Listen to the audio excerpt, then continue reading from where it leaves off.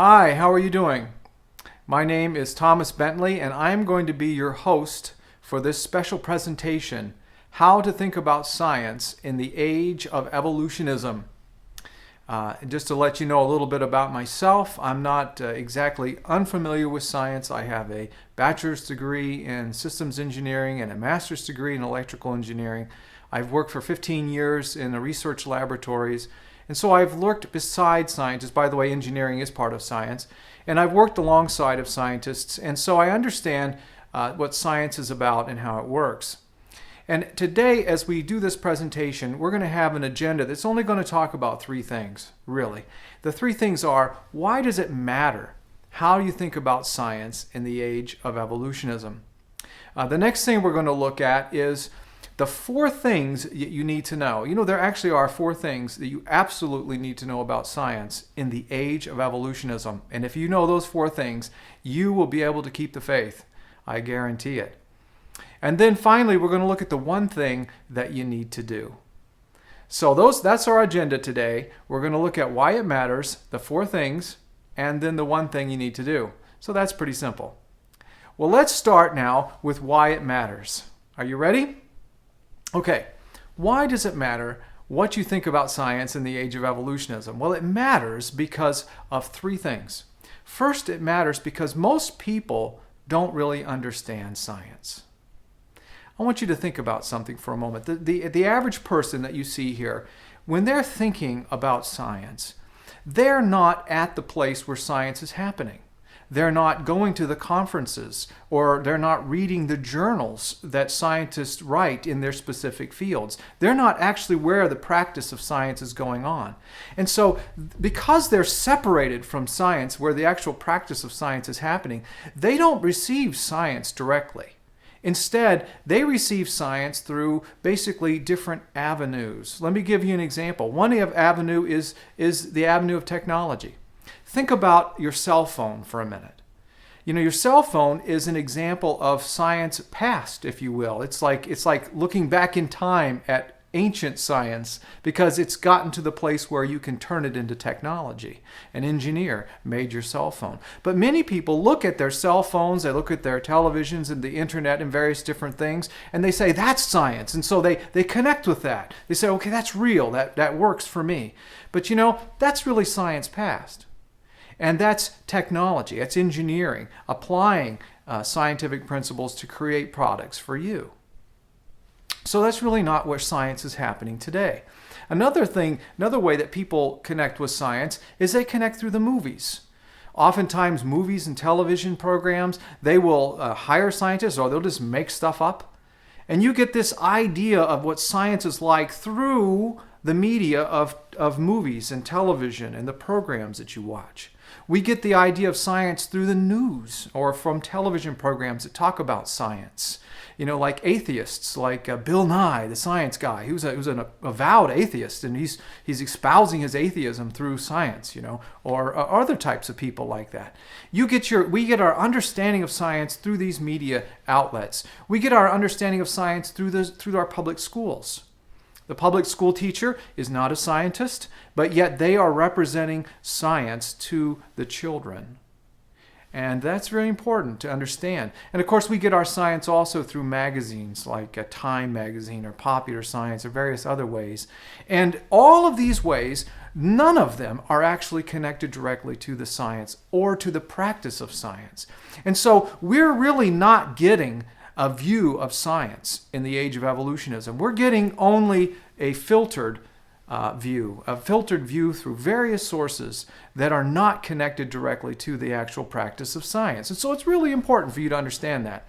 The second thing we need to know about science in the age of evolutionism, and why it's important that you understand, is that science today, and never has been, is not value neutral.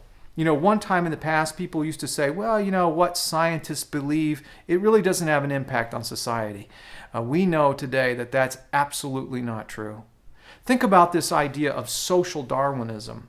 Social Darwinism is a theory of where you apply the evolutionary theory to society at large. Where the rich people are the ones who are more further evolved, the 1% are the highest evolved, and everyone else should be sterilized. They should go to Planned Parenthood immediately, and they should just immediately take their pills and not have any babies, because they are the ones that are going to be called away, because they're the lower evolved creatures. Under social Darwinism, you're just a machine and you fight and scratch your way to the top, and it doesn't matter who you hurt or what you do. It's only about you getting what you want.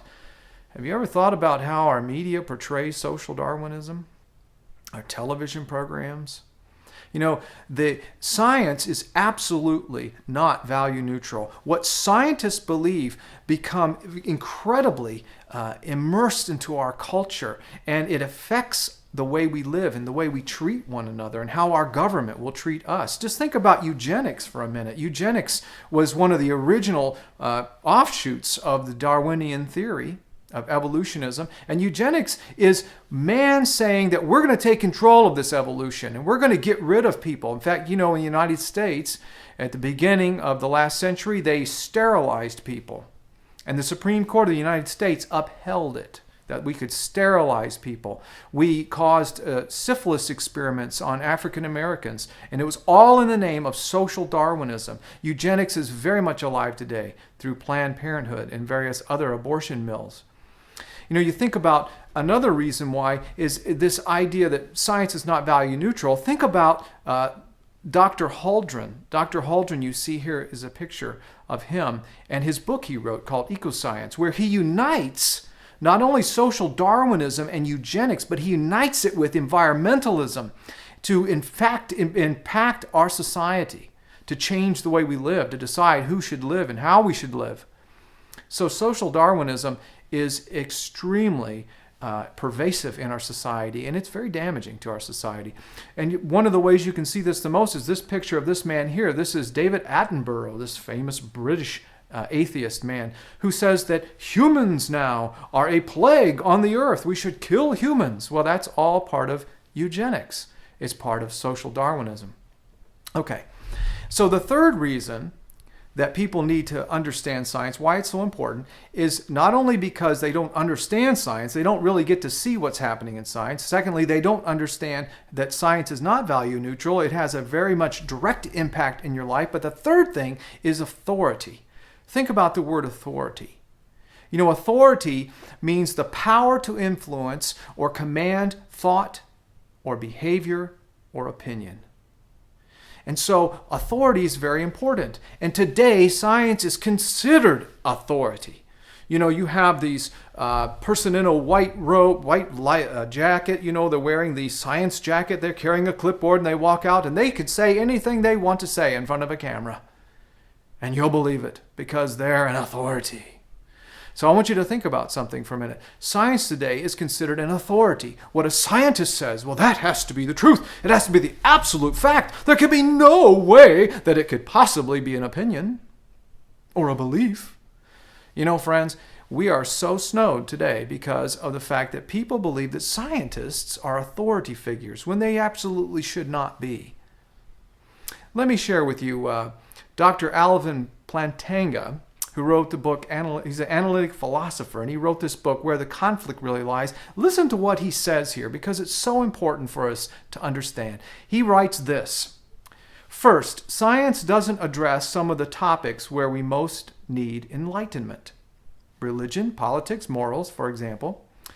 Many look to scientists for guidance on matters which scientists have no special expertise. They apparently think of scientists as a new priestly class. And that's no joke. Unsurprisingly, scientists don't ordinarily discourage this tendency. But of course, a scientist pontificating on matters outside her field is no better than anyone else pontificating about matters outside her field. Second, science contradicts itself, both over time and at the same time. Two of the most important and overarching contemporary scientific theories are general relativity and quantum mechanics. Both are highly confirmed and enormously impressive. Unfortunately, they can't both be correct. I love the way he puts that. That's one of the things we have to understand. The last word I want to give in this particular section of this presentation, it comes from Dr. Robert Youngblood. He writes, Scientific Blunders, a brief history of how wrong scientists can sometimes be. And when he says this, he says attitudes to science are determined almost entirely by how much people know about it. And that's a fact. Your attitude towards science is determined by really what you know about science. And so that's what we're going to do. I want to share with you 4 things right now that you need to know about science in the age of evolutionism. And if you know these 4 things, it'll change the way you view science forever. The first of those is right here. Science is not the truth. Number 1, science is not the truth. Let me give the first word to Dr. Arthur N. Stradler. He's a Columbia University professor. He's also the author of the book Understanding Science. He says this on page 21 of his book, I suggest that in our search for insight into the nature of science, we set some strict limits on how we use the word fact and actuality and truth. Let us vow never again to say, scientists discover the truth. Observation statements, that would be like a hypothesis, that are the building blocks of science and of all knowledge within the research fields are designed only to minimize the probability of failing to make a true statement. Let us admit that the human mind or brain will never be privy to truth in science. Now let's see why this professor has this to say about science, that science is not the truth. Don't you dare think it is. Well, here's the reason. Let's look over here for a moment. The word science comes from the Latin word scientia, which means knowledge. Okay? And one definition that I like is this one. Science is a systematic enterprise of gathering knowledge and about the world and organizing and condensing that knowledge into testable laws and theories. And once you understand that science is a human endeavor to collect and classify knowledge, then everything changes. You know, Dr. Peter Godfrey Smith writes in his book, Theory and Reality, it's a book on the philosophy of science, he writes, there is still a great deal of disagreement about even the most basic questions concerning the nature and the status of scientific knowledge.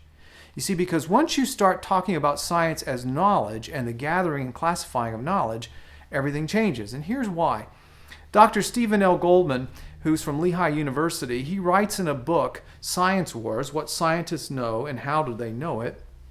He talks about this dialogue that happened long ago, about 400 years before Christ, in the time of Plato, in one of his writings, and the writing is called The Sophist. It's one of his dialogues. And in this dialogue, Plato has 2 groups that he's trying to compare. One group he calls the heavenly dwellers. And the heavenly dwellers were the philosophers like himself.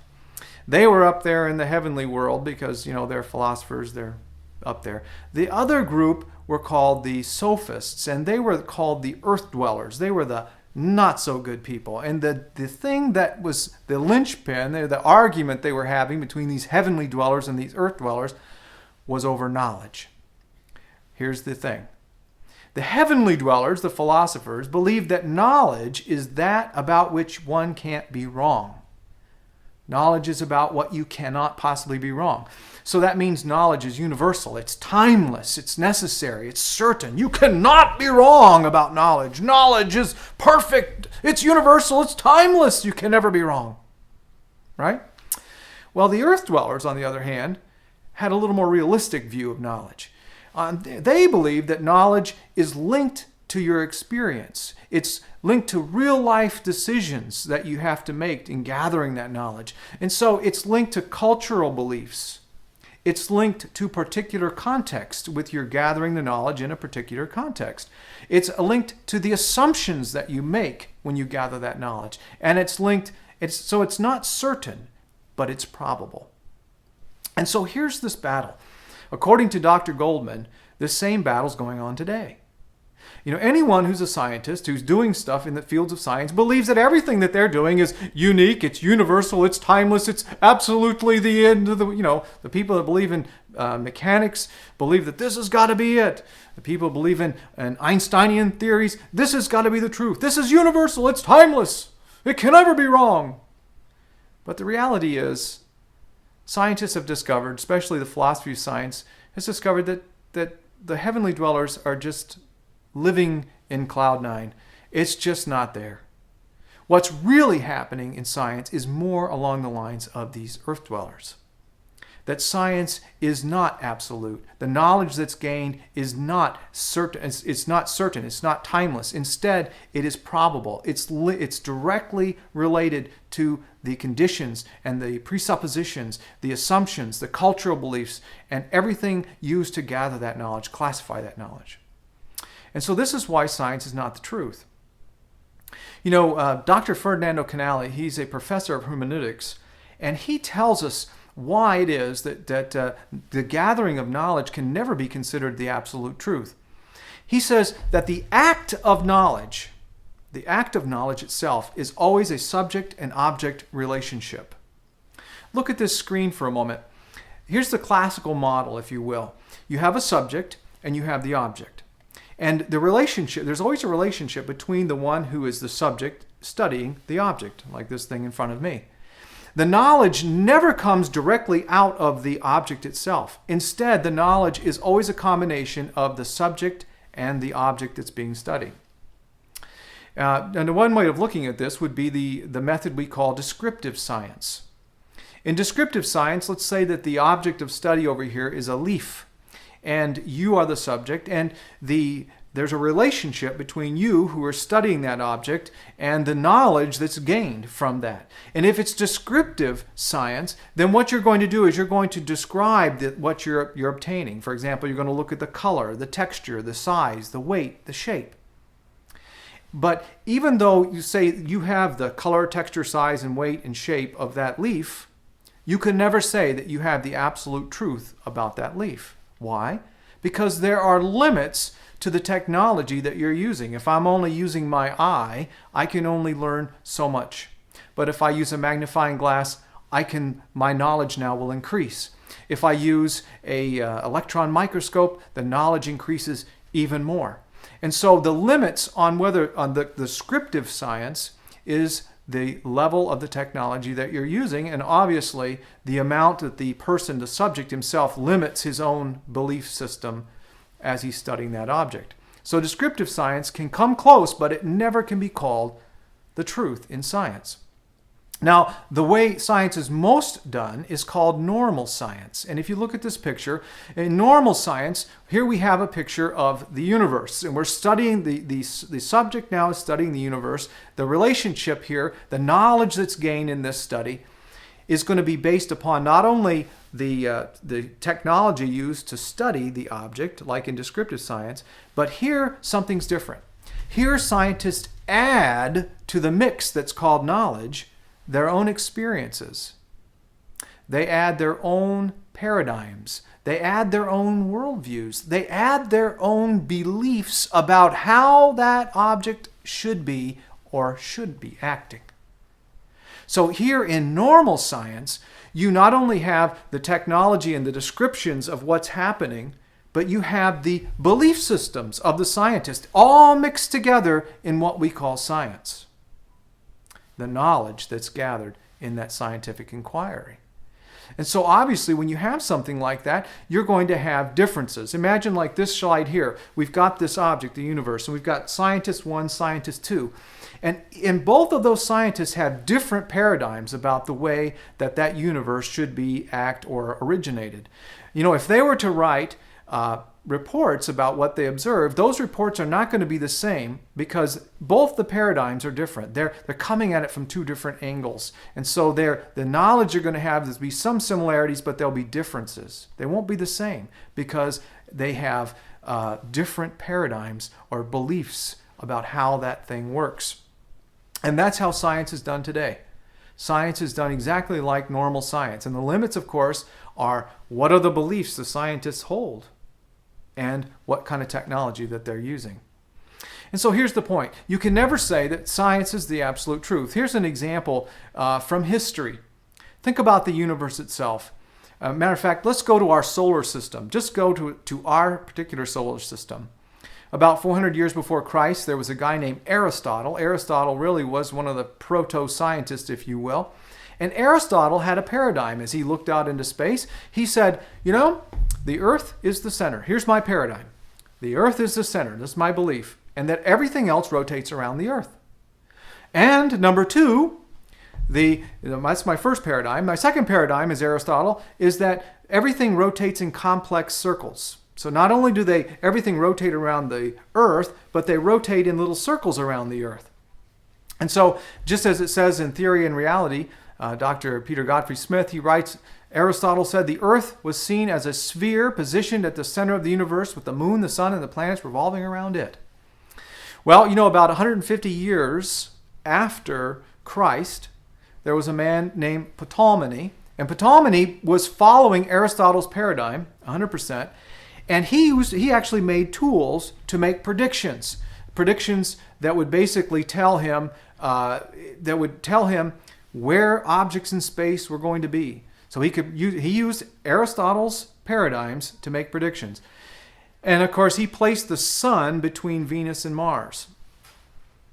And here's a picture right here of Ptolemy's system. If you've never seen it, it's right here where you can see the Earth's at the center and there's the sun. And you see those little weird circles. That's how Aristotle's other paradigm about how things rotated in these little crazy circles. Well, you know, that paradigm lasted around in philosophical thought all the way into the era of modern science until we get to the time of Copernicus. Copernicus now had a new paradigm. His paradigm was that the Earth is not at the center of our solar system and the universe. The Earth instead is rotating around the sun. That was a powerfully new paradigm. And it changed the way things were thought. But if you were a scientist back in those days, you would still have a little problem with Copernicus's new paradigm shift. Why? Because he still followed Aristotle's paradigm that planets orbited in these little crazy complex circles. And so making predictions with Copernicus's system wasn't really as good as you would think, and it wasn't that far off from Ptolemy's system. And so science really didn't change a whole lot until we get to the era of this guy. Here's Copernicus's system. This guy right here, his name is Kepler. When Kepler came here, Kepler changed everything. He said, okay, I'm going to follow Copernicus's paradigm that the Earth is not the center, but the sun is. But I'm also going to get rid of Aristotle's other paradigm, and I'm going to think that these planets are rotating in ellipses, simple ellipses. And of course, now that we had Kepler's system, we've come to the place where we understand to a slight degree better our solar system and the planets that we live around. We can now make predictions. I can have a smartphone that can hold it up with Newton's laws of motion and Kepler's understanding of the solar system. I can have a smartphone, hold it up, and see where things are on my app. Okay, now why was I sharing this with you? You know, I'm sharing this with you because I want you to understand that science is not the truth. You know, in every single case from that time backwards, the people believed that they had their knowledge of science was the absolute universal timeless truth, but it wasn't. And we're not sitting back here in the future saying, okay, well, they were just getting to where we are. No, they weren't. That's not how science works. Science is not the truth. You see, the knowledge that we gain in science is always a mixture of the observations, the descriptive science, and the beliefs of the scientists. Those beliefs, those paradigms are so important. They get mixed together, and they call science. Here's another example. You look at the world here. In the last century, here's a more recent one, there was a guy named Alfred Wenger, and he was I guess you would call him a geologist. He was studying the Earth and how the continents were fixed on the Earth. At the time that he lived, the popular theory was that if you will, the paradigm was that the continents on the planet were fixed. They didn't move. But Alfred Wenger, looking here at this map, seeing how Africa and South America almost look like keys together, he began postulating that in fact the continents do slide and they move. All his life, he was rejected from science. And all his views were criticized. He was not allowed to play reindeer games with the people because his views were different than the popular paradigm. But interestingly enough, right after he died, almost after he died, the paradigm shifted. And then scientists began saying, oh, you know what? The continents do move. And there's these plates, and they move on these plates. And my point here, again, is that science is not the truth. Science is subject to change without notice. You know, Dr. Ariel Roth writes about this in his book, Science Discovers God. He says, before acceptance now of this theory of Winger, you are not part of the geological community if you believe that continents shifted. Afterwards, to believe that they did not slide across the surface of the earth made you a geological outcast. So what's the point? Well, here's the point. Look at this slide. You know, as beliefs change, science, knowledge, the knowledge that we call science, changes. And we can see here that as science changed, and we went from Aristotle to Kepler, the change was dramatic. It started getting closer to what's really happening in our world, but it does not approach the absolute 100% truth of the matter. And science never will. And on another side of this, if you look at this picture, when science has a new paradigm and that paradigm changes, it can lead us further and further away from what's really happening in our world. For example, the theory of evolution, in my opinion, led us further and further away from what's actually happening in our world and what happened in the past as well. Okay, so science is not the truth. Science is a human endeavor, and the object of truth is regarded, the absolute truth regarding the object of study is never reached. Why? Because technology changes, and the ability for you to study an object will change. And secondly, paradigms will change. What scientists believe will change. And when that changes, the knowledge will change. We'll see that in just a minute. Okay, now here's a point I want to make to you. If you are a Christian or you're someone of faith, and that is this. If you make science, if you put science on a pedestal and say, this is the truth and this is an absolute authority in my life, then you know what? You better put a cautionary sign next to it saying, caution, science as truth is subject to change without notice. You know, you're building your life on shifting sand. You know, where should a Christian go to find truth to base their lives upon? It shouldn't be science. You know, it should be the Bible. You know, in Matthew chapter 6, verse 24 to 27, Jesus talked about, he said, everyone who hears these words of mine and does them will be like a wise man who builds his house on the rock. And the floods came and the earth moved. And you know what? The house stood because it was built on a rock. And those who do not build their lives on the word, they're like building their lives on shifting sand. Sand that when the floods come and the waters prevail, the house is destroyed because it was on shifting sand. And if you put your trust in science as truth, it's like you're putting your house on the sand. You know, where you need to go is the Bible. I mean, think about 2 Timothy chapter 3, verse 16 and 17. It says, all scripture is breathed out by God and profitable for teaching, for reproof, for correction, and for training in righteousness, that the man of God may be competent, equipped for every good work. You know, if you want to build your life on something that's solid, don't build it on science. Science is not the truth. Scientists themselves know it. Build your life on the Word, and you will find security in this world. Okay. So number one, science is not the truth. That's the first thing you need to know. The second thing that you need to know in the age of evolutionism, friends, is that, remember this now, science is like the circus. Okay, I'm going to say it again. Science is like the circus. I know it sounds kind of funny, but let's look at a few pictures here for a minute. You know, the circus used to be, the circus would come to town and they would erect a great big tent called the big top. And in the big top was the ring, the big ring, you know, the circus ring. And inside the circus ring, where, you know, the people were all around it, right? And you have the circus ring. Inside that ring were all the acts, all the acts performed in the big top, in the circus ring. And they have very different kind of acts. You have the lion act here, you have the elephant act, there's the clowns that walk around in their act, there's the trapeze artists that fly in the air. And inside that ring is something special, someone special actually, and it's this one right here. This guy right here is the ring leader, okay? The ring leader in the big circus tent is the one with all the power. You can see in this picture here, this guy on his hat, he's got a crown around his head, and on his shirt, you can see right here on his shirt, he's got a crown there. That ringleader is the king. You know, that ringleader, he introduces the acts. He decides who gets to perform in that circus ring. In fact, that ringleader, according to all the people that are there watching from the audience watching, that ringleader is the one that determines what is considered circus and what's not considered circus. Okay? And science is very similar.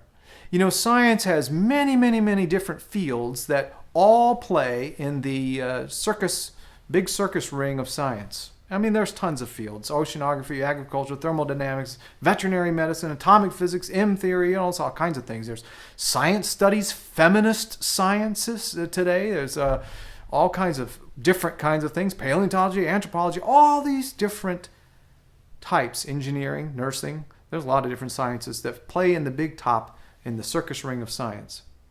And they all have one thing in common. They have a ringleader, and that ringleader is something called the paradigm.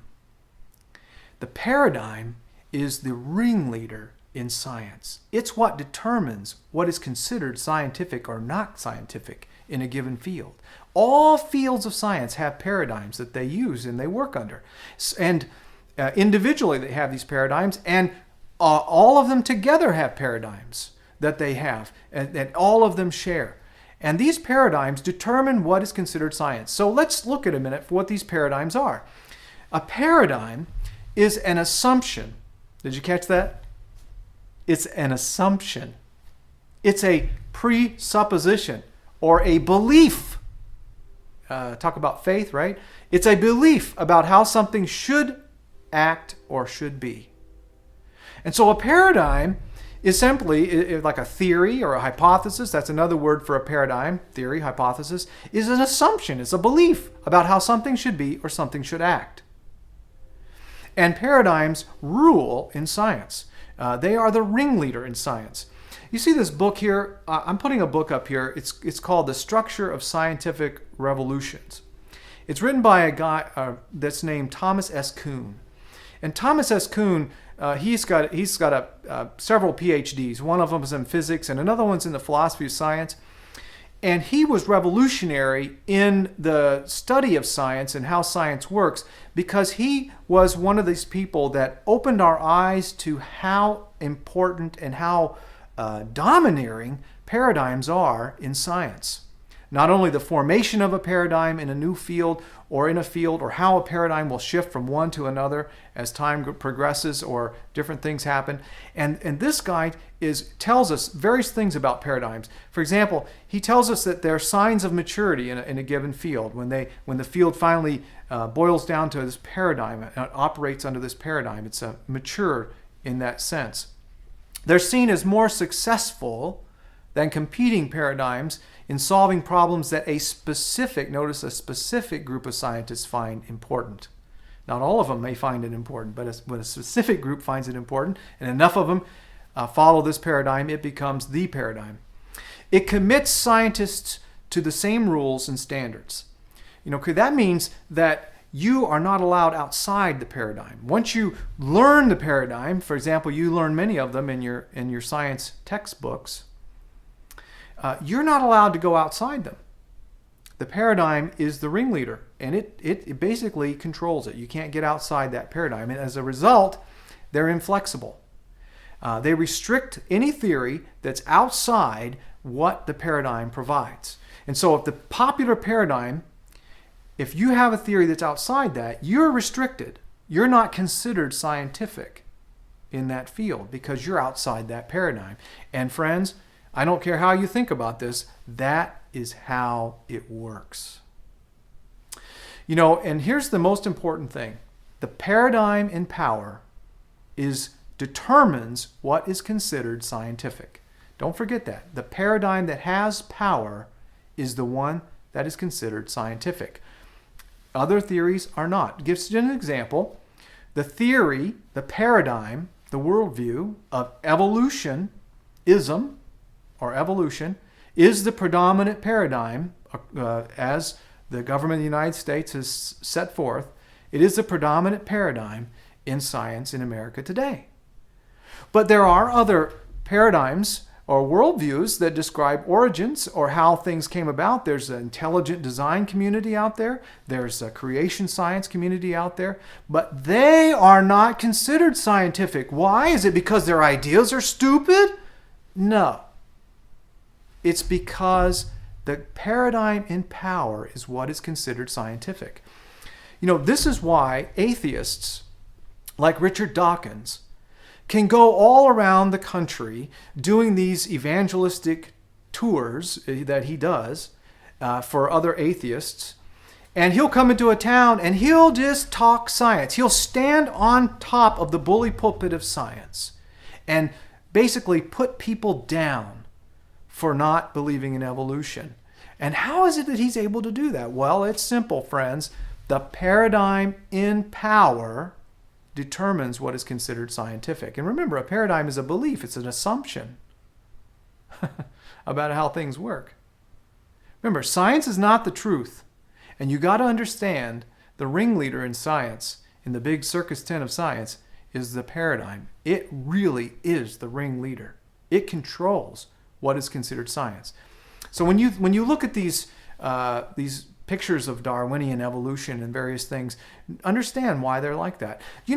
There are many, many scientists who are not Darwinian evolutionists. Over in Europe, most of them are not. In America, it's really locked down. It's very controlled. And the reason that they don't speak up is because they don't want to be excluded out of practicing science. I can give you many examples of scientists that I have met who, in fear of having what they said being recorded and put on the YouTube or on the internet, they would not talk about evolution or talk it down because it's the paradigm in power. Here's a professor, C.P. Martin. He's from McGill University in Montreal. He's an anti-Darwinist. He doesn't believe in Darwin. And in a book called Creation and Evolution, Rethinking the Evidence from Science and the Bible, he says why it is that the scientists are kind of not coming out. And here's one of the reasons. He says, as to our fewness, it must be remembered that unless we command independent means of publication, that means to get in the scientific journals and to go to the conferences, it is very difficult for us to obtain a hearing today. Why? Because the paradigm in power is the one that is considered scientific. Nothing else gets to be playing in the field. Nothing. And it's so important that you understand that. Now let's look at a couple of paradigms. One paradigm that we want to look at that is the overarching paradigm in the age of evolutionism is something called naturalistic philosophy. And before we go into that, I want to talk a little bit about methodological naturalism versus naturalistic philosophy, because there is a difference between the two, even though they use the same word. And oftentimes, they're going to use it in a way to confuse you. So just know what I'm going to share with you. Methodological naturalism is simply the practice of doing science without invoking an outside cause to stop the discussion.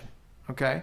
So essentially, methodological naturalism is using the natural laws that we understand and experimental testable consequences to gain the knowledge. It's basically descriptive science is methodological naturalism. I'll give you an example right here of what I mean by of invoking an outside cause to stop the discussion. One of the best examples that you could possibly have is what evolutionists have done by evoking evolution to stop the discussion in the study of something. Here's some examples. The human appendix. It was once believed that the human appendix was a leftover from your evolution. And so, why study it? It's a leftover from evolution. Why even bother? Well, of course, today we know that it's got a function that's related to our immune system. Or here's another example. The last bone on your spine used to be considered a part of your tail when you were an ape-like creature. But of course, anyone who's read an anatomy book knows that there's muscles attached to that bone, and so it's got a purpose. We know that now. But evolution used that to stop the discussion. Here's the one that they're doing today. This is the most popular in modern times, and that is junk DNA. When evolutionists don't understand what the DNA is doing or how it's all functioning, they say, well, that's just leftover junk DNA from your evolution. Hello? That's evoking an outside cause to stop the discussion. Remember, methodological naturalism only uses natural laws and testable consequences. It's like the descriptive science, really. But here you're evoking an outside cause to stop the discussion. And Christians who are scientists, they can be methodological naturalists. They don't have to be left out of doing that. We're not evoking an outside cause when we study something in science or apply it. Here's an example. If you look over here, the New Encyclopedia of Unbelief. I bet you didn't know there was one of those, but there is. It's an atheist, New Encyclopedia of Unbelief. Listen to what they say about the difference between methodological naturalism and naturalistic philosophy. It says, science and religion are not necessarily at loggerheads, and the results of scientific inquiry do not necessarily controvert religious belief. Nevertheless, there are clear tensions between scientific and religious knowledge systems. For example, evolution is kind of like a religion. Scientists employ methodological naturalism, the normative concept that scientific investigations use only natural laws and its consequences and deal only with objects or claims that have testable consequences in the natural world. Methodological naturalism is different from philosophical naturalism, the ontological conviction that nothing exists beyond natural law and effect. While scientists are necessarily methodological naturalists, they are not necessarily philosophical naturalists and therefore not necessarily unbelievers. And so what they're saying here is that scientists don't have to be atheists. Okay? They don't have to be. But look what else they say here in the New Encyclopedia of Unbelief. And this is where we're going with this paradigm of naturalistic philosophy. They say there is nothing contradictory about practicing methodological naturalism and belief in a creator God. However, philosophical naturalism, which is based in religious atheism, precludes belief in a creator. And so, if you are following the popular paradigm of naturalistic philosophy, you are following the religion of atheism. Naturalistic philosophy is atheism. And naturalistic philosophy, my friends, is the paradigm in science today. Let's look at underneath naturalistic philosophy is the theory of materialism. Materialism is a scientific theory that applies naturalistic philosophy to produce explanations that atheists and secular humanists will agree with. And that's simply what it is. Let me give you an example. Here you've got Time magazine. Cover of Time magazine, the God gene. Does our DNA compel us to seek God? In other words, here you got some atheists giving a materialistic explanation for people of faith, claiming that their genes force them, like a robot, to find God. That's an example of a materialistic explanation that falls under naturalistic philosophy, which is the predominant paradigm in science today, atheism. Okay, here's another example. You've got rape. Think about rape for a moment. A Christian, as a scientist, would believe that that was a moral evil, but not necessarily someone who's practicing naturalistic philosophy. Here's an example. Natural history of rape. Rape is an evolutionary adaptation to permits men to unsuccessful in marriage to propagate their genes. And that actually came from a scientific paper paid for at a university. This is from Cambridge, MIT Press, Thornhill and Palmer. A natural history of rape, biological basis. That's just applying naturalistic philosophy, creating a materialistic explanation. Okay, so here's a summary. Science is like the circus. The ringleader in science, and that ringleader in science today is a paradigm. the paradigm in power in the age of evolutionism is naturalistic philosophy and materialism. Those are the two ringleaders today in the age of evolutionism. And if you don't know that, you're going to be smoked every time. All right, so we looked at number 1, science is not the truth. Number 2, science is like the circus, and the ringleader is the paradigm. Number 3, we're going to start putting this together now. Science is about power. Science is about power. You know, a story was once told about 5 people were together. You see them here. And they were asking one another. There was 2 people. And were having an argument. And one guy, he stated his proposition so eloquently. And another person over there said, you're right.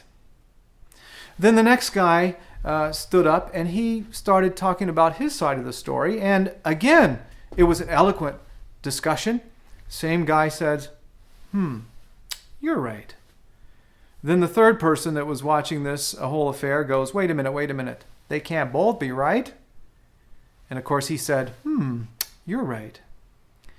You know, friends, I'm going to ask you, who's right when there are competing paradigms?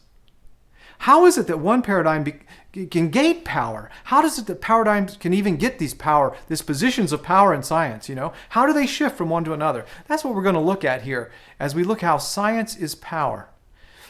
And here's what the answer is. You know, if you were to ask Dr. Thomas Kuhn who is right, when paradigms change, the one who has the power is the one that is considered right. Did you hear what I said? When paradigms are competing and when paradigms shift from one to another, the one that has the power, the one that gains power, is the one that is considered correct. Doesn't matter whether it's the best one or the right answer or even closest to reality. It only matters that that one gained power. Let me give you an example. You know, the way Thomas Kuhn describes the shifting of paradigms from one to another is he describes it in terms of a revolution. A revolution like where governments change from, say, from a monarchy to a democracy, or from a democracy to socialism, or to communism. You know, the changes that happen because of political forces. And this is exactly how he describes a paradigm change. Listen to what he writes in his book. On page 93, he says, scientific revolutions are like political revolutions that aim to change political institutions in ways that those institutions themselves prohibit. Their success, therefore, necessitates the partial relinquishment of one set of institutions in favor of another. So it's like a revolution, and that's how paradigms change in science. And here's a modern example. I'm going to give you a modern example of a paradigm change in science. And before I do that, though, I'm going to put a cautionary statement up here. Because this is a current issue, my friends, it will evoke emotional responses in you. Please note that it's just an illustration. I'm using it as an illustration so that you'll understand how paradigms shift from one to another and how science really works. So I'm not here to pick sides. I'm here to show both sides. And what happens in normal science when paradigms change. Are you ready? Okay, here it goes. Okay, I hope you're ready for this. All right, stand back. All right, here we go. Boom, let's go. About 20 years ago, a new paradigm came on the scene in the science of climatology. 20 years ago, a group of people in the United Nations, it was called the Intergovernmental Panel on Climate Change, the IPPC.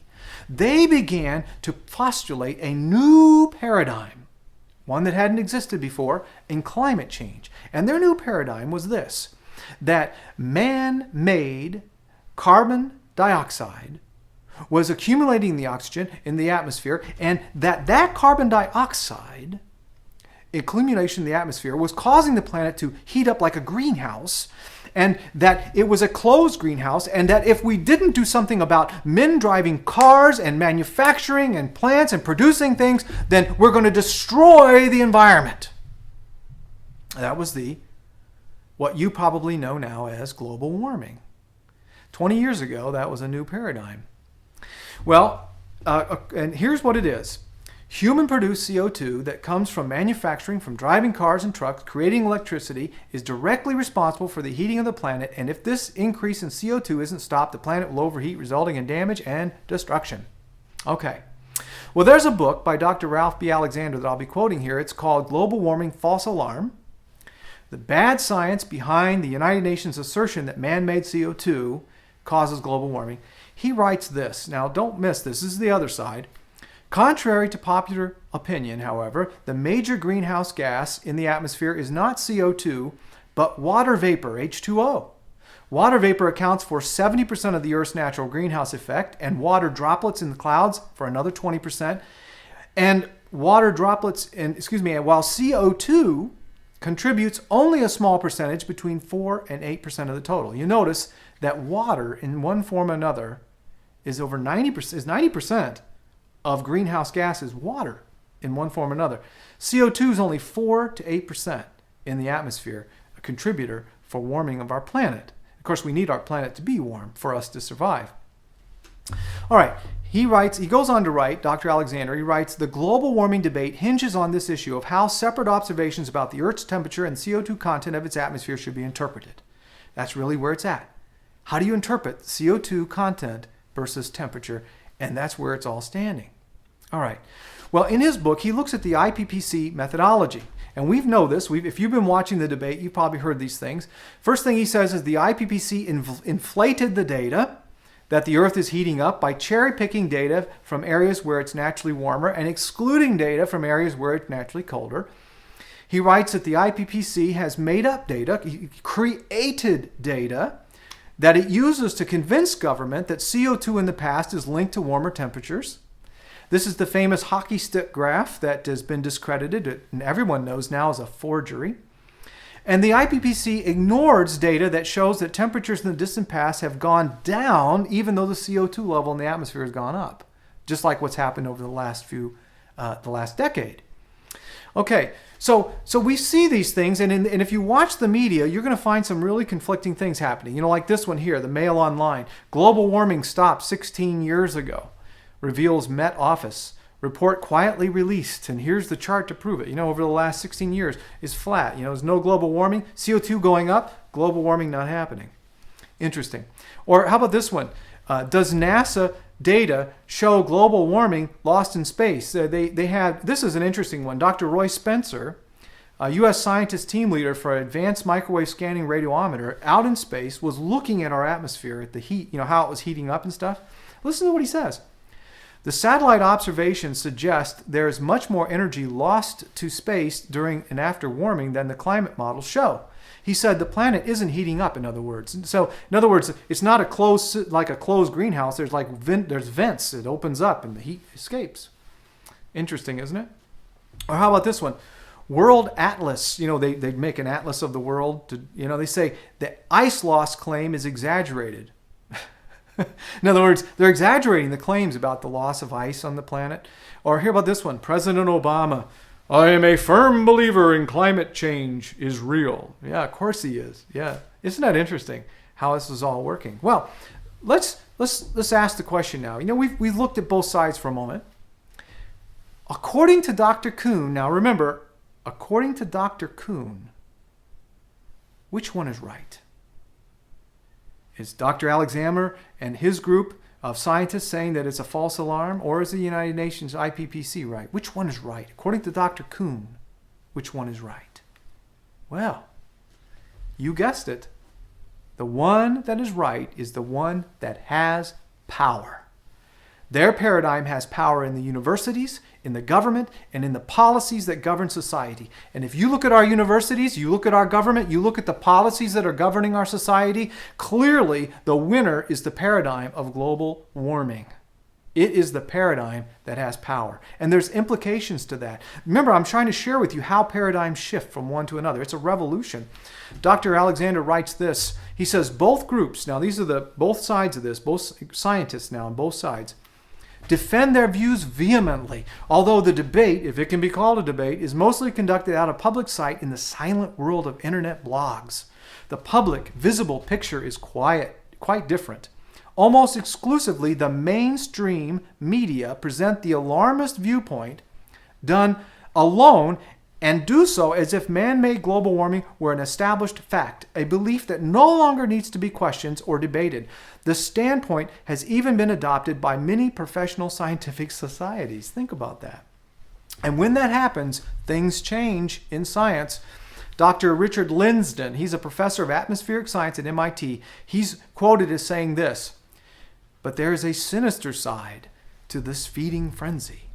Scientists who dissent from the alarmism have seen their grant funds disappear, their work derided, and themselves libeled as industry stooges, scientific hacks, or worse. Consequently, lies about climate change gain credence even when they fly in the face of the science that supposedly is their basis." Now remember, this guy's MIT scientist of atmosphere. He knows stuff. But guess what? According to Dr. Kuhn, this is normal science. This is what he writes in his book.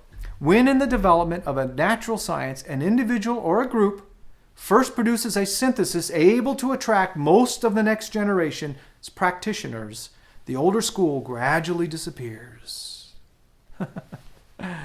Then he says this, "In part, their disappearance is caused by their members' conversion to the new paradigm. But there's always some of the men who cling to one or the other older views, and they are simply read out of the profession, which hereafter ignores their work.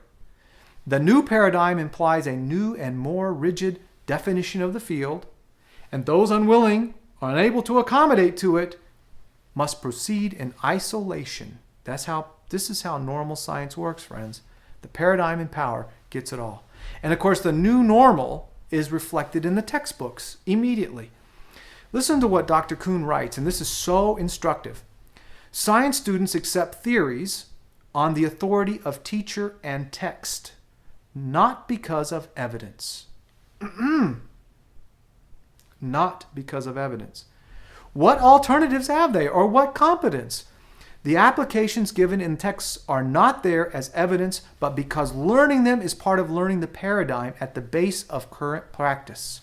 If applications were set forth as evidence, then the very failure of texts to suggest alternative interpretations or to discuss problems for which the scientists have failed to produce paradigm solutions would convict their authors of extreme bias. You need to read that one again, because this is how science works. You see, science is about power. And never underestimate the importance of the paradigm in science. The paradigm change happens through a revolution. I mean, literally a battle, like we just saw with global warming and the whole idea of climate change. The winning paradigm is the one that gets the power, and the winning paradigm then rules, just like a king. And that paradigm determines what's considered scientific from here on out. And that's why you need to know about science in the age of evolutionism. It's not the truth. It's like the circus. The paradigm's the king, and it's about power. The paradigm that's in power rules like a king. All right.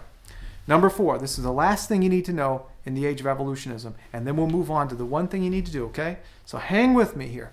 All right. The last thing you need to know is, what was the paradigm that shifted as we moved into the age of evolutionism? We just saw how paradigms shift. What was the paradigm that shifted when we moved from one to the age of modern science, the dawn of modern science, to the age of evolutionism? What shifted? Well, here it is. Dr. Peter Godfrey Smith gives us the clue. He writes in Theory and Reality on page 4, he says, "Modern science is something that descends from specific people and places, especially a key collection of Europeans, including Copernicus, Kepler, Galileo, Descartes, Boyle, and Newton, all who lived in the 16th and 17th centuries." Now, there's one thing that all of the scientists who brought us the modern science today, and many others in the centuries after, had in common. They were all theists. Okay? See, the paradigm it changed, the old paradigm in science was theism. Okay? Now I want you to think about this for a minute. See, the original scientists that brought us to the modern age of science, they all believed that science was possible because the objects that they were studying were from a designer. They were designed and were not chaos.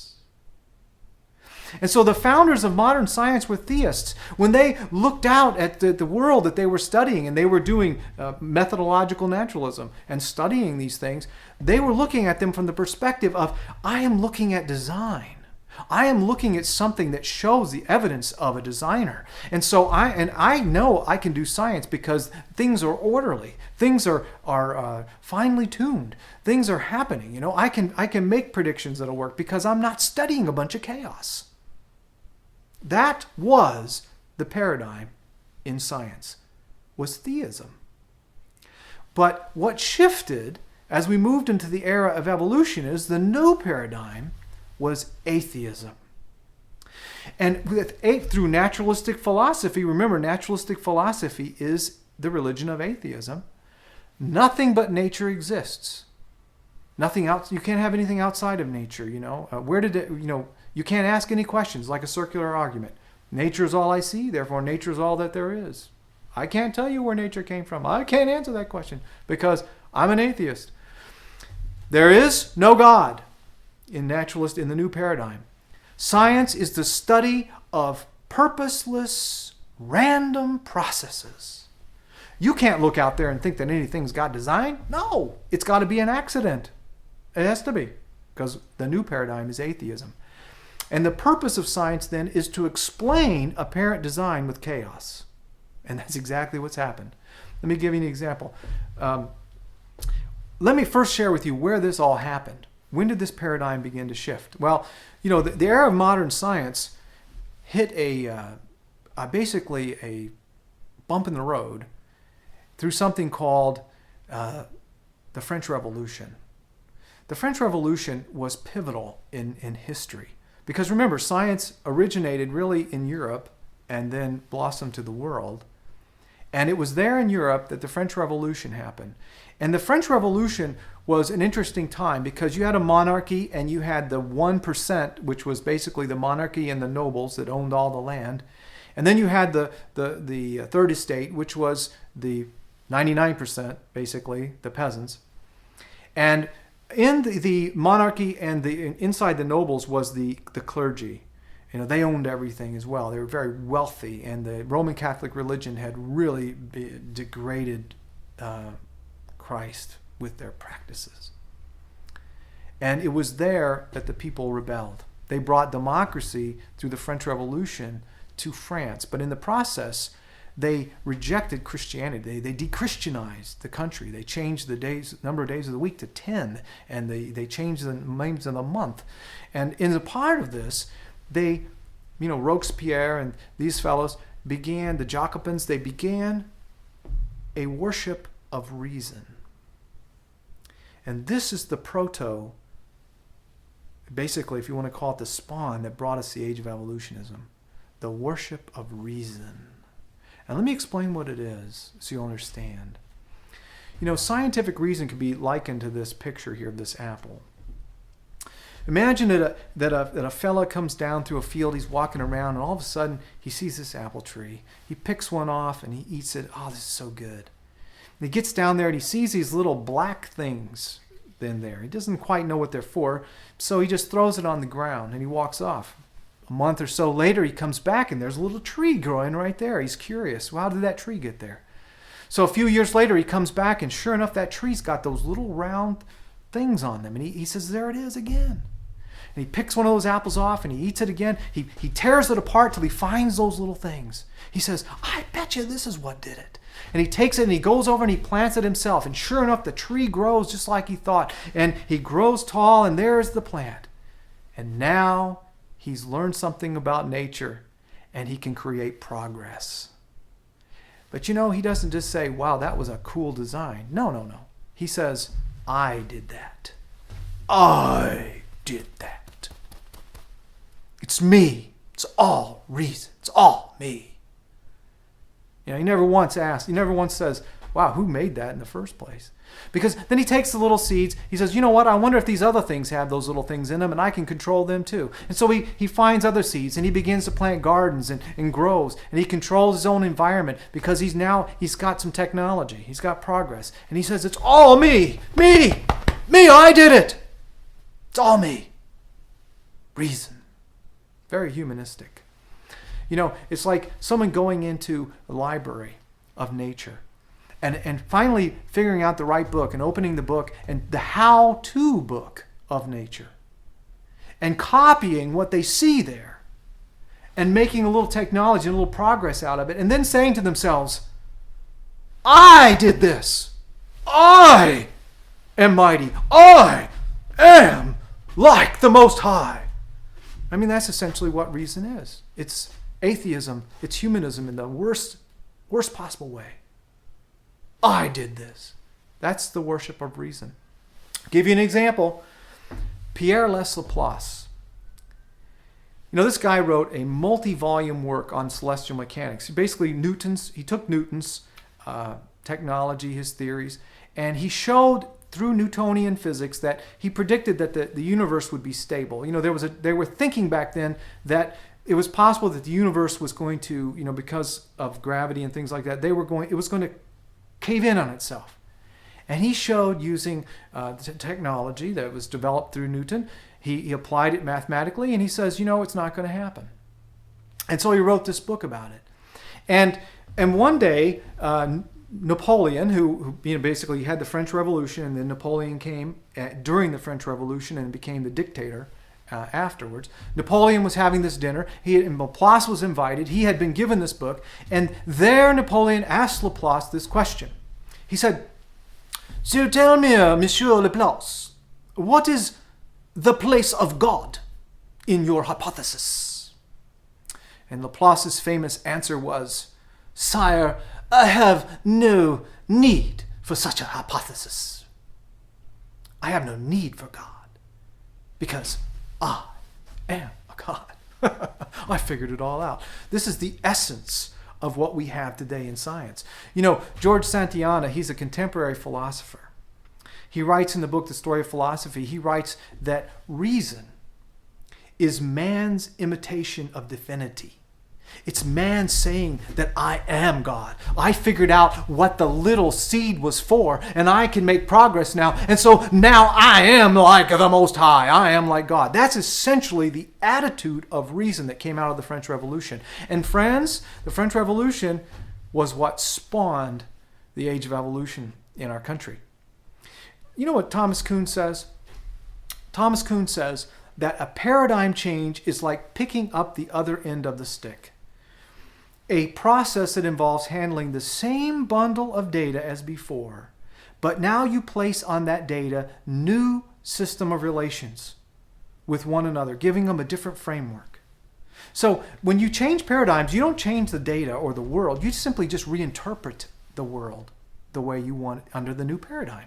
And this is exactly what began to happen. Right after the French Revolution, we come into the 1840s, a British lawyer named Charles Lyell, who was looking at the modern popular science of geology in his day, looking at the catastrophism that he saw that was obviously the result of large movements of water, but he could not stand that would be the case because that sounds too much like the Bible. And so he came up with a new theory. He took the same data and a new framework under atheism. He came up with a theory of uniformitarianism, a theory that basically replaces any geology that could have been formed by catastrophe with explanations that require long, long ages. And then, of course, after him came Charles Darwin in the 1960s, who reinterpreted man's place on the earth, saying that humans are simply evolved beasts and nothing more. See, same data, new interpretation. You know, atheism... Dr. Kuhn writes that though the world does not change, with a change in a paradigm, the scientist afterwards works in a different world. When the paradigm changes, the world changes for the scientist, but it doesn't change for all of us. And you need to realize that. And today, on the pedestal is atheism. You know, this is why we can have Dr. Provine William Provine, professor of biological sciences at Cornell, he could say this, that religion is compatible with modern evolutionary biology and indeed all modern science, don't miss that point, if the religion is effectively indistinguishable from atheism. Because atheism is the paradigm. Naturalistic philosophy is the paradigm. And so when you have normal science today, and the scientist is looking at that object, and they're gathering knowledge, and it's becoming this scientific knowledge, the underlying worldview of the scientist is atheism. It's a religious belief. And this has always been a problem for them. I'll give you an example. They've always wondered about the fine tunings of this universe. I mean, the universe is so finely tuned that even a small percentage in change in the strong nuclear force, the weak nuclear force, gravitational force, electromagnetic force, any tiny change would change everything.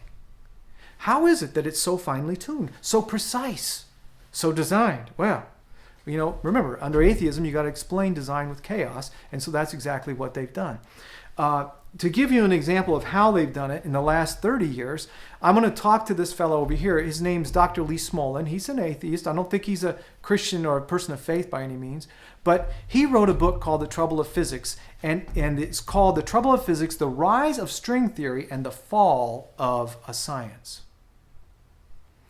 In his lifetime, he was a scientist, basically was a physicist, and in his entire career, he writes, was essentially meaningless because they had to come up with a theory for all this fine-tuning, and they chose this thing called string theory. And he says that basically the science of physics just fell apart because of this. And let me explain for a minute what string theory is. I know it's kind of a weird thing. Imagine, if you will, a multiverse, millions, or it could be 10 or 8 or who knows, millions of little tiny mathematical modeled dimensions that have make-believe dimensions, make-believe particles, make-believe everything. And then through the magic of string breaking and supersymmetry, all coming together like a giant slot machine, cha-ching, blam! Here we are. Our finely tuned universe. Now, did you notice I was talking about slot machines and chance and randomness and all that garbage? Well, that's part of the whole thing. Here's what Dr. Smolin says about string theory. And this is so cool. He says, the story I will tell could be read by some as a tragedy. To put it bluntly and to give away the punchline, we have failed. We inherited a science, physics, that had been progressing so fast for so long that it was often taken as the model for how other kinds of science should be done. For more than 2 centuries until the present period, our understanding of the laws of nature expanded rapidly. But today, despite our best efforts, what we know for certain about these laws is no more than what we knew back in 1970. And the reason is string theory. Dr. Daniel Frieden, he quoted from, in this book, University of Chicago Enrique Fermi Institute, he writes, string theory cannot give any definite explanations of existing knowledge of the real world. It's all fantasy. And cannot make any definite predictions. You can't even predict off of it. The reliability of string theory cannot be evaluated, much less established. String theory has no credibility as a candidate theory of physics, but it is the paradigm in power because it's based on random chance. Atheism.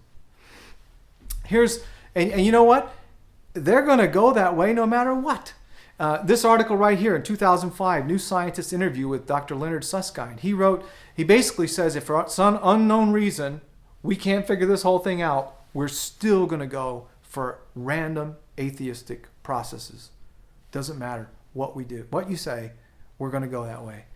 We can't let, basically his bottom line is that if they don't find, something to help them out, their belief is going to be as religious as what they claim intelligent design belief is, because they're both religious. One was theistic, the other was atheistic. Hello, they're both religions. And so, friends, with atheism, science today is not getting us closer to what the truth of the reality is around us. It's taking us further and further away from what's really true in our world today. And so let me talk to you for a moment, because remember, science is not value neutral. When the paradigm shifted from theism to atheism, something changed.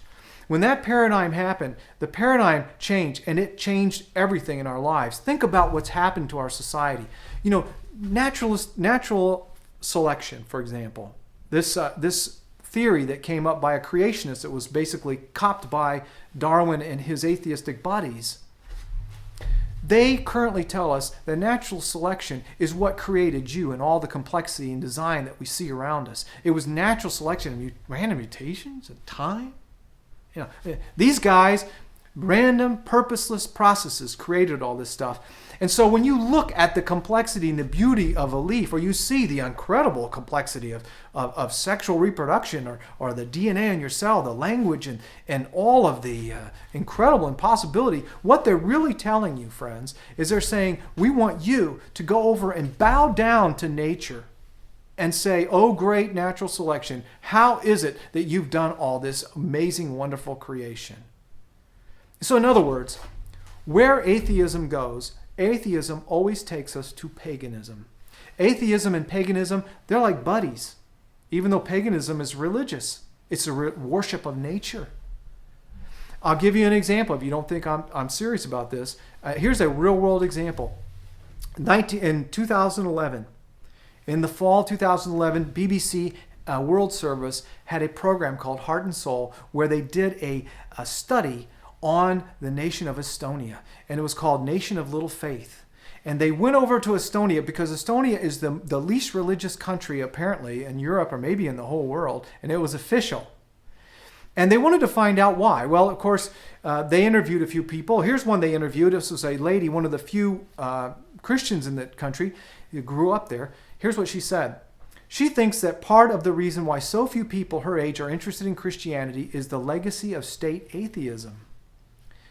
She goes on to say, I think that parents who are against religion raise their children in the same spirit, and it comes from the Soviet times when people couldn't go to churches. And my mom, for example, had to learn the basics of atheism in school. Hello, evolution. It was so much against her own thoughts. I think parents who are against churches, their children grow up in the same spirit. And that's what we have in America today. And interestingly, in this country now, there's the least religious country filled with evolutionism. The new normal is gone to pagan. Instead of celebrating Christian festivals, they celebrate Midsummer's Eve. They place the importance on of lighting bonfires and drinking alcohol and having illicit affairs and pagan rituals. They interviewed this guy, and here's what he said. It was a pagan. He says, for you, are there any important beliefs that come on a day like today? Yeah, we are like pagan, and our God is sovereign in nature. You must take time to sit down and listen.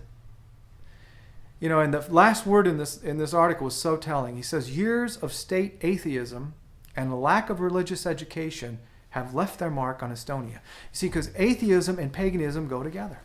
Okay, so here we go. We've looked at why it matters. We looked at the 4 things you need to know. Science is not the truth. Science is like the circus, and the ringleader is the king. No question about that. Science is about power and the paradigm that shifted from theism to atheism. Okay, so if you know those 4 things, you now are prepared for this last part, and then we'll get out of here. Okay, the last thing you need to know in the age of evolution is this one thing you need to do. And here it is. You ready? I want to share with you, just to answer this question, how is it that you and your family can deal with science in the age of evolutionism, knowing all that I've just shared with you? Well, here's how. An air filter in a car performs a very important function. The car needs to have the air, right, to function. But if the air gets a bunch of junk in it, it corrodes the engine, it causes the engine to fail. So in order for the car to function, you need to have an air filter. And it's the same thing in science. We need to have science. We need to have knowledge and classifications of knowledge.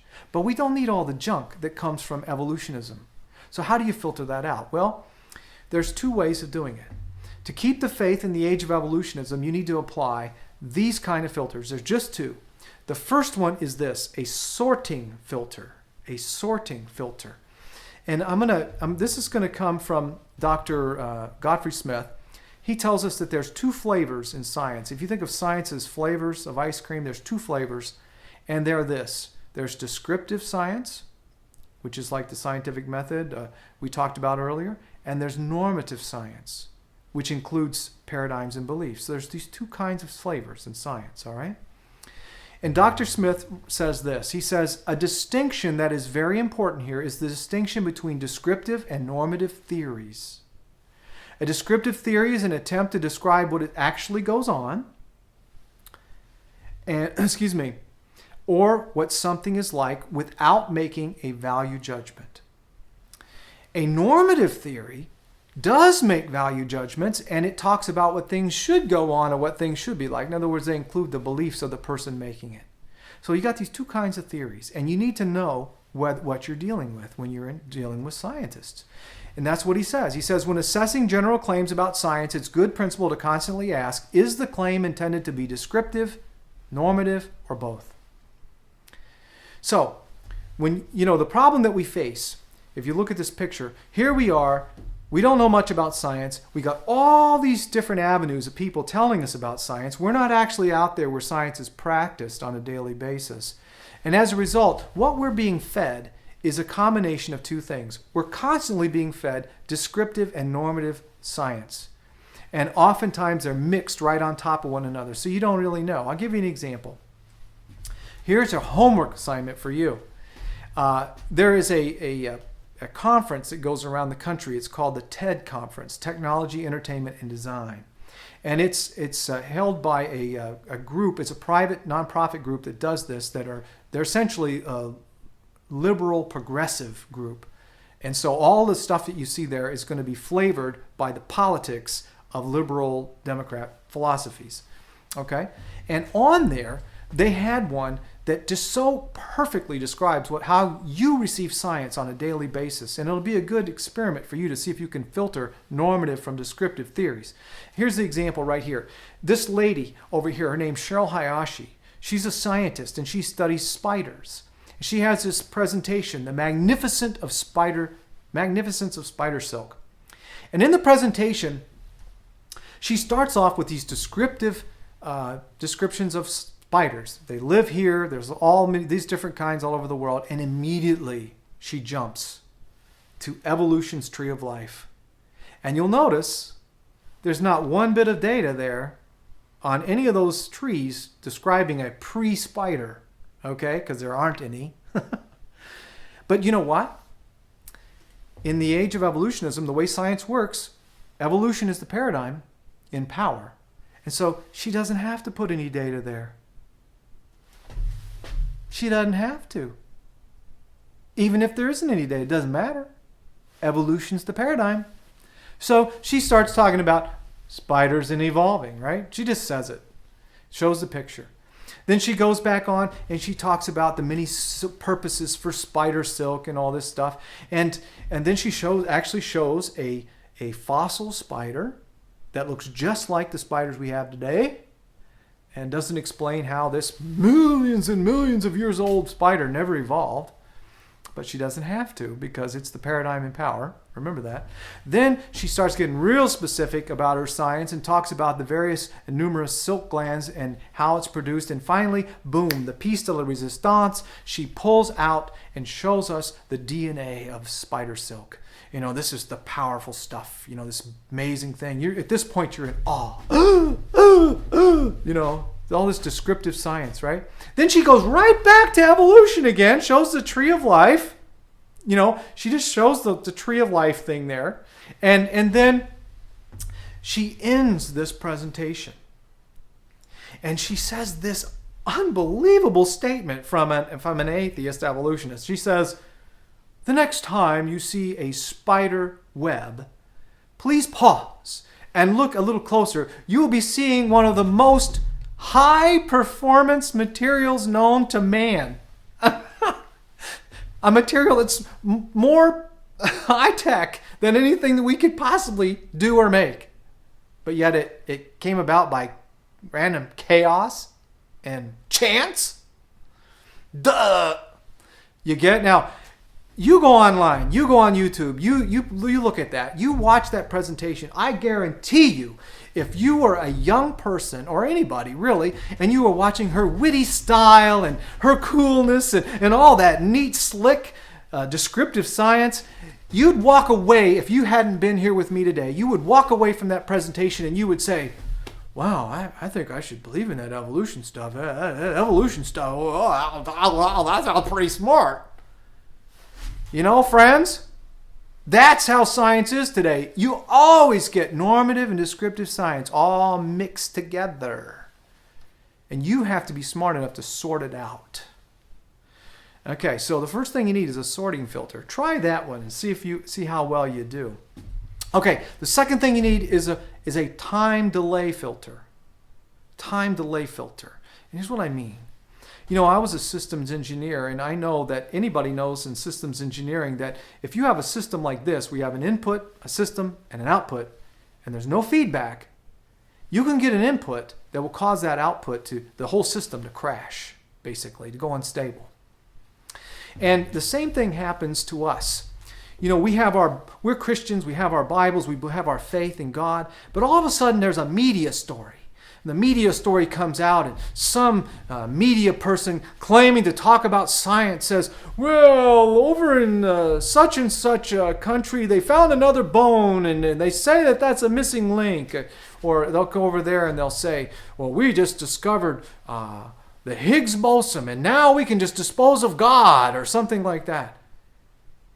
You know, friends, if you don't apply a time delay filter, you might lose your faith. You might go unstable. Oh, the media said something about science, and now I gotta quit. I gotta quit my faith. I am just such a mind-numbed robot. That's what I am. Yeah.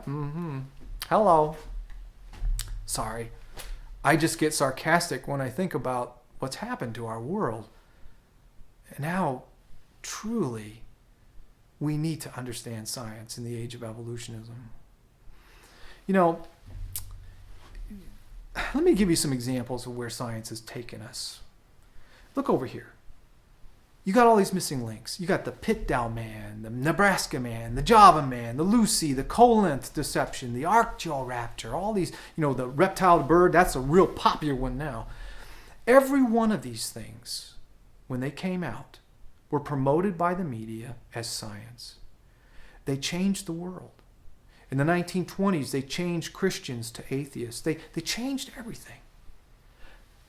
And for this example, the Pitdow man, 40 years later, scientists finally got a hold of the actual specimens. And they discovered they were fossil faked. It was a human skull and an ape, or a human bone and an ape jaw. I mean, it was like, what? But for 40 years, that was in the textbooks as a missing link. And every one of these has been shown to be fake. But every time they come out, textbooks change because evolution's the paradigm in power. Another generation of young people gets their minds wiped. You know, if you don't apply a time delay filter, you might lose your faith. Look at this chart. Here's what you do. You hear the media story, all right? And then you just apply a time delay filter. You say, okay, I'm not going to let that bother me. I'm going to let time progress, and I'm going to let science do what it does best. Because you know what science does best? It criticizes itself. And you wait. You wait. And pretty soon you'll hear a story. Oops, that wasn't right. And you will not have lost your faith like so many others have done in the past. Because you know how to apply a time delay filter. You know, just a perfect example is right here. Last summer, when I'm giving this, that would be 2012, would be the summer of 2012 in July. They came out and they said, we've discovered the Higgs boson. You know, they were at this large hadron collider there in Europe. They spun those protons around fast enough. They smashed them together and they got an energy reading that was just high enough. They thought that they'd found this certain particle. immediately the newspaper, this one here, Newsweek, came out with a story, and it said, the godless particle. Huh? The godless particle? What's that all about? Already, just right after the announcement, the news media began spinning this. Remember the idea of reason? We discover something new, so now we can dispense with God. They spun this thing up as if God didn't even exist. It doesn't need to exist now, because we now know something we didn't know before. Listen to what this guy says. I'm going to read this to you. And this is in the article. If these bold, some would say arrogant notions derive support from the remarkable results of the Large Hadron Collider, they may reinforce two potentially uncomfortable possibilities. First, that many features of our universe, including our existence, may be accidental coincidences. Accidental coincidences? Oh, I see. Explaining design with chaos. Right, yeah. Paradigm naturalistic philosophy. Atheism. Oh, sure. Yeah. Materialistic explanation. Oh, yeah, right. Okay, got it. I got it now. Sure. All right, I'm there. All right, so let's see. Associated with the universe's birth. And second, that creating stuff from no stuff seems to be no problem at all. Everything we see could have emerged as a purposeless quantum burp. Now that's a guess, right? In space, or perhaps a quantum birth of space itself. Now, don't miss this last part here.